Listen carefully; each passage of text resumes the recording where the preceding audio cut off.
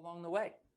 Thank you. So I would guess really that begs a couple of questions. One is that, okay, most of us know somebody now, whether it's within the family or externally to the family, who sadly is experiencing some sort of absolutely heinous disease, cancer being one of them, unfortunately.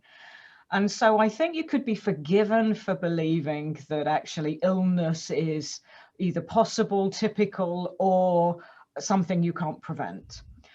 What I think, if I've understood correctly, you're really teaching is that actually many of the illnesses are preventable, or at least if you go in with a mindset that proactive health is better for you, this would be a good thing. I think, have I understood that? At least supports your chances of being able to stay alive longer and feel fitter? Yes, and understand, we're not looking to just have people live longer without quality of life. We want quality of life. So for example, our motto is 100% for 100 years, which sure beats 73% for 81 years or 67% for 82 years. And what the biggest piece of misinformation, Sue, that I think people need to take away from this is that we need to stop blaming genes on all of the things that people are getting sick from. What we've learned more than anything out in the world today, from the real science and the new science that is coming out there, is, for example, heart disease. There may be a slight genetic component, but the reality of it is heart disease is a lifestyle disease.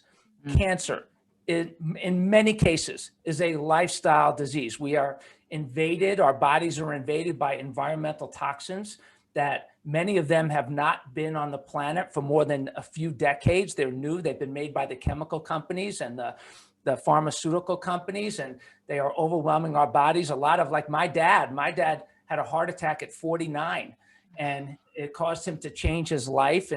And so he did change his life, and he died at the age of 78 after getting Alzheimer's at 68. He didn't know his kids, his mom, his wife. And the reality of it is none of those conditions were genetic conditions. He smoked for decades. He was overweight for decades.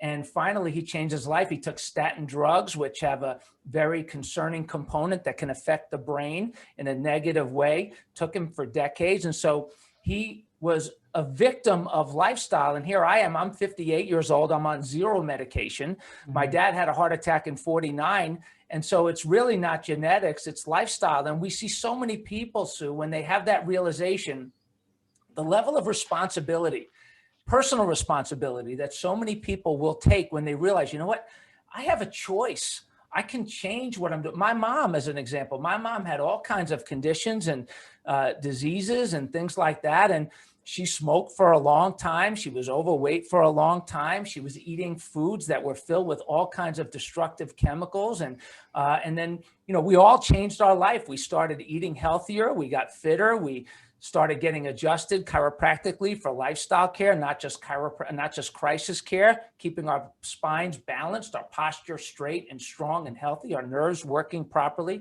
So when you realize that we need to stop blaming genes and take some responsibility, it gets kind of exciting.